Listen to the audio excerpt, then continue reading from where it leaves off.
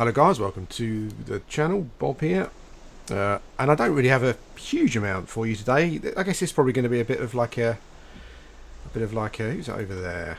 I don't know because I got my UI off.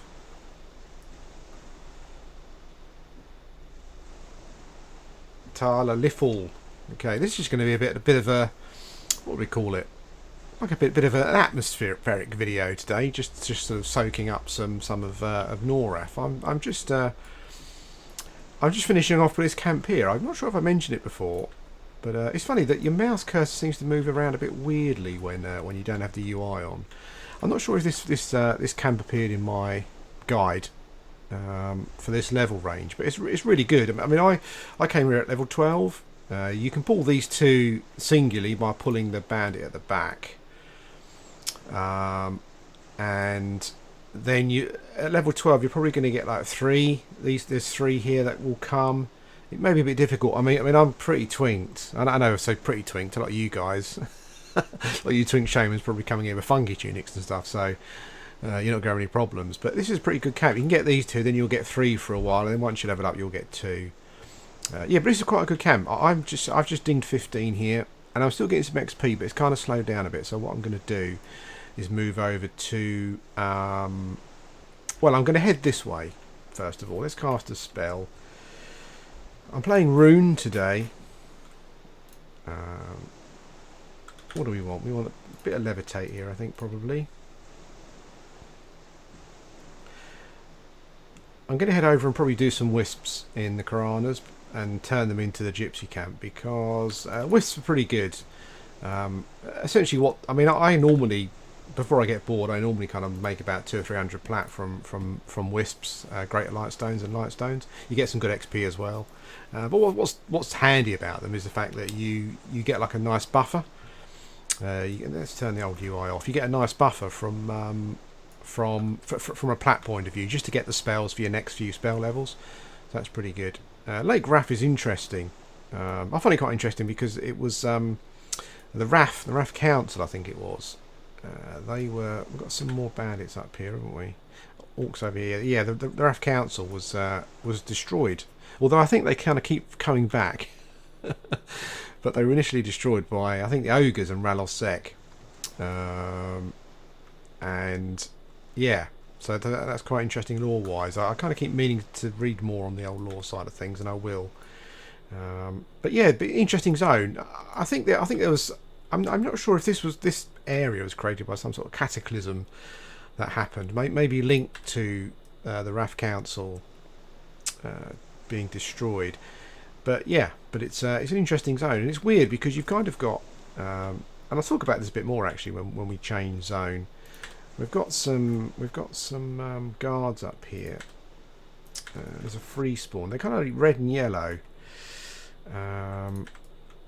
There's also an aqua goblin that's blue.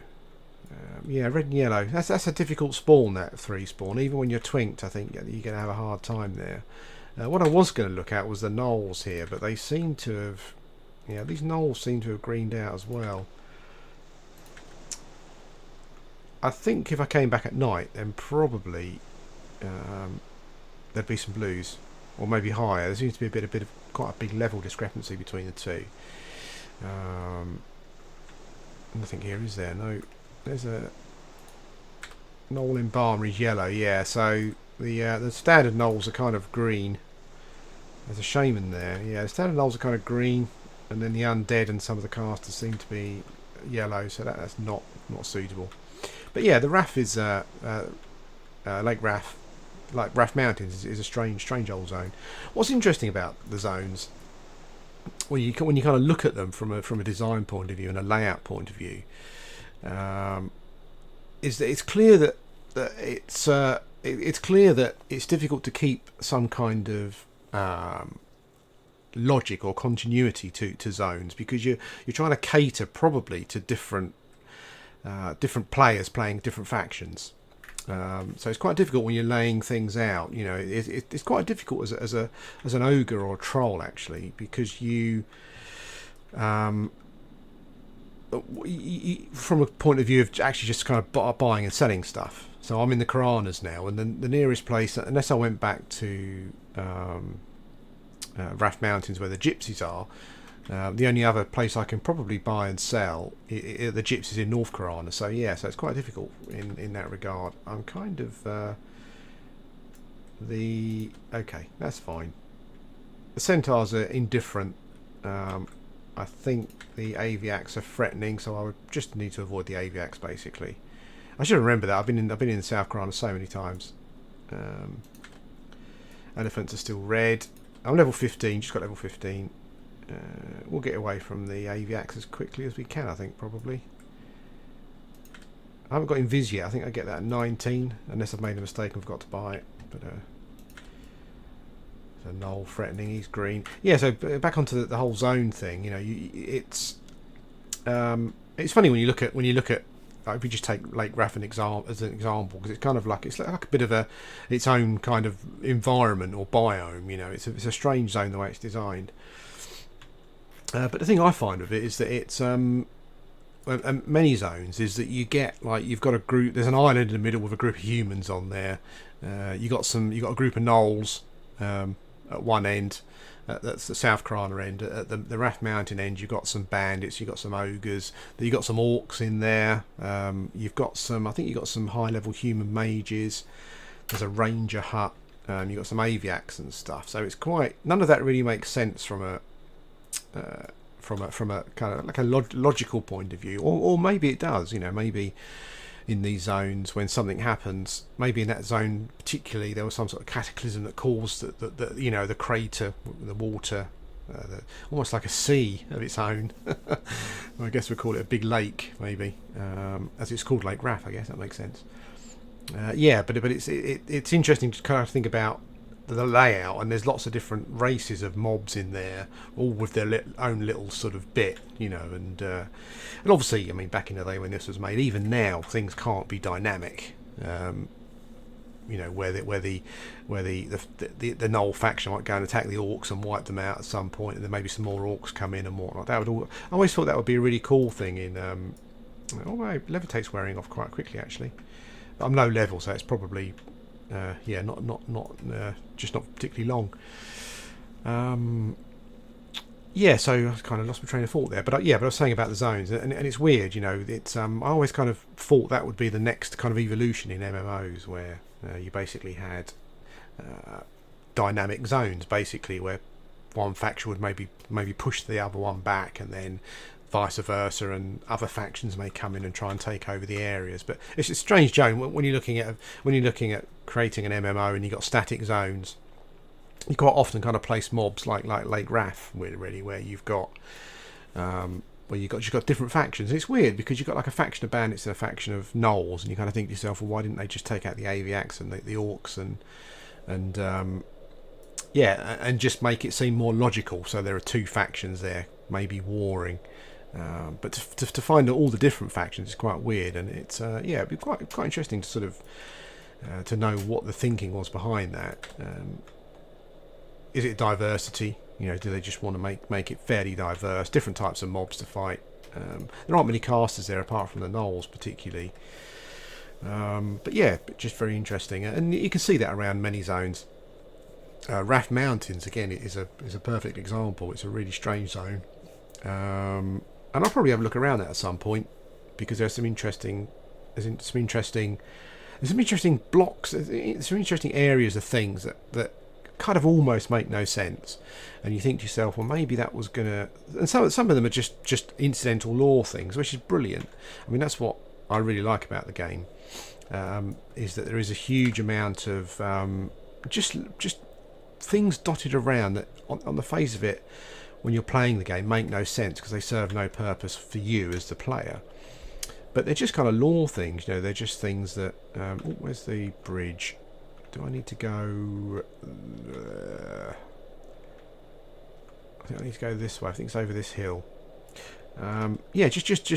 Just build. I mean, in Raft Mountains particularly, there's a tower, and it's got some what appear to be like dark elf symbols around it. And I'm sure there's a little bit of lore behind to explain that. But those things, it's a bit like the scarabs, like the Egyptian sort of themed named scarabs in Raft Mountains. And there are some factions there, but I don't think actually that those That those factions, I don't think there's any purpose to those factions. There's just these two different, I think there's two different kind of factions of scarabs, and your faction kind of goes up and down depending on which ones you kill. I know there's a Sphinx in the in Raft Mountains. I'm not sure if that's part of a quest, maybe, and maybe killing the what would you say? Maybe killing the beetles and stuff, adjust your faction, and maybe that's something you need to do. But that's the what I love about the game is that you've got these pockets of interesting what kind of relate to, I guess, the overall lore of Noraf, but they're kind of unexplained, and they're not necessarily there for you other than for you to look at. They're not there for you to interact with or kill or whatever it may be. They're just kind of there, and that's really interesting. I kind of noticed that the whole plague thing's still going on in the Karanas here. I wasn't sure if that was an kind of an ongoing thing, but I know it stopped at some point with a patch, I think. But yeah, it still seems to be going on. How are we doing on the old? Yeah, I just kind of feel like it's funny, being low level again. I kind of feel like I'm running slowly, and I guess I am. Let's see if we can get some general. See if we can get some general atmosphere going, maybe with the odd bit of music. Lovely sunrise again there. Or is it a sunset? What's the time? Game time's 4 p.m. So it's the sun is going down. But the Karanas are kind of probably the zones that I guess make the most sense with regards to sort of morbid NPC placement. That there are, I guess they're not really forests, are they? But they're plains of wildlife. So there's lots of animals here, particularly. And then I think it feels more logical. You've got, you've got sort of areas of NPCs around, mostly humans, which kind of makes sense because we're near Kenos. But yeah, I've always kind of wondered about the placement of those kind of things. When you look at West Karana, bizarre zone, really. I mean, I quite like it, but it's really weird. And when you look at sort of things, when you got the farm with the undead the scarecrows and things, and the farmers there, and that's quite weird. As the farmers don't seem to be aggressive towards the scarecrows, but whoops.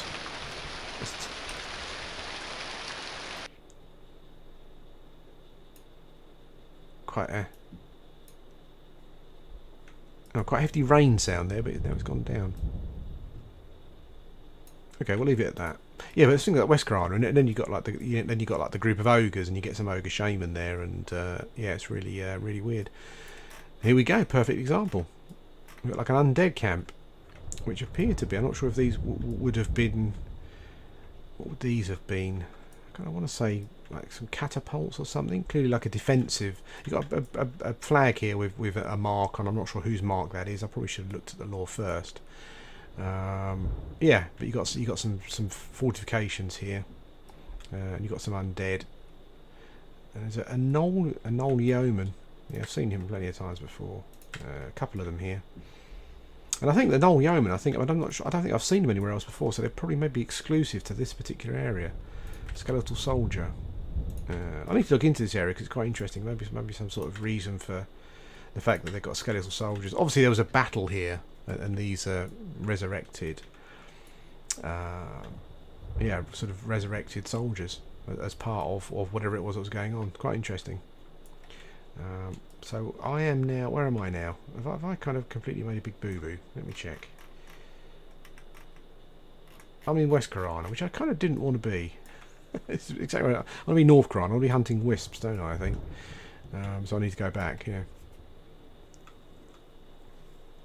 But that is a perfect example of just a little a little something you come across that makes you kind of think, well, what's that all about? Where does that fit into the lore? Sort of, what happened there? It's really really interesting.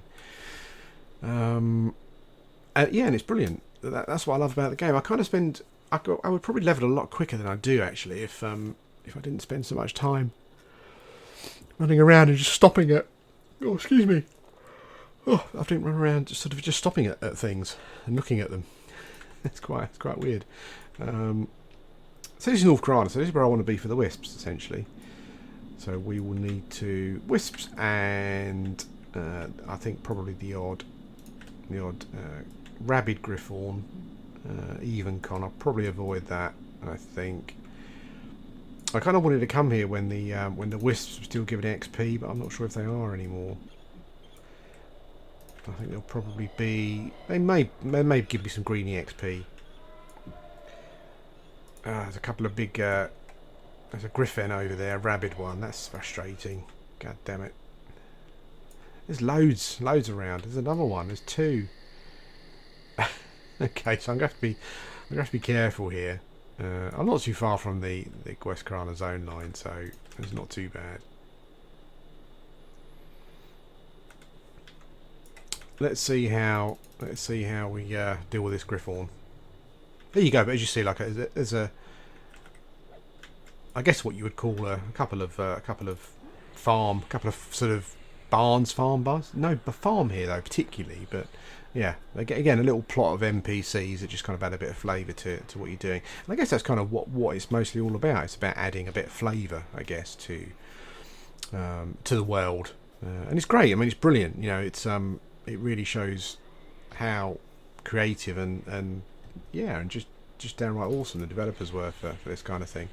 I'm not sure if anyone kind of watched it, but I watched the second. Well, I've watched some of the second. Stream of Pantheon, Rise of the Fallen. I've still kind of got hopes for that game. Things seem to be coming along a bit better than they were, so that's good. You know, I've got my fingers crossed for that one. It'd be nice to play a game. It'd be nice to play a game like Everquest. With a new, even though I love the graphics as they are, with a new engine, and it's weird, and I'm still not. It'd be interesting to see. I'm still not sure how, if that game will drag me away from P99, or if I'll kind of still play both, or just not play Pantheon at all. I'm not sure yet, because it's one of those things where you, on the face of it, you kind of say to yourself, well, yeah, I do want to play a new game like Everquest, with maybe better graphics and that kind of thing, but they've really got to go some to recreate the I think the art style and the atmosphere and the sort of the uniqueness of the character design and the graphics and stuff. And I'm not sure how easy it is for them to do that actually in an engine that's where sort of graphical engines now tend to go towards the more kind of realistic feel. So I'm not sure if they're capable of doing that in a new engine. It'd be interesting to see. As long as they've still got lots of the little lore bits and as I said, they're kind of, you know. Hang on, that's all right. I was going to say to myself, I'm sure that they do that. I'm sure they're social. Yeah, but as long as there's lots of kind of environmental storytelling and stuff in the game, I think that will be pretty awesome. But anyway, this was just a quick video just to have a chat, really. Yeah, and just to sort of talk about that kind of thing. I'd like to talk a lot more about that kind of thing in future videos, so we'll do that. And I've got some XP. That's pretty good. We'll do that, and we'll probably also, I think, look at some of the specific sort of environmental storytelling or lore type things that's going on in the game. Watch out for that hill giant. Actually, he's I always thought ogres should probably maybe start off, if not friendly with giants, then maybe, you know, maybe not entirely sort of unfriendly. But there you go. So I'm going to be here for a bit. I'm going to be killing some wisps. Killing some wisps, turning in some light stones, and see where that leaves us. Anyway, guys, thanks for watching, and I'll speak to you again soon.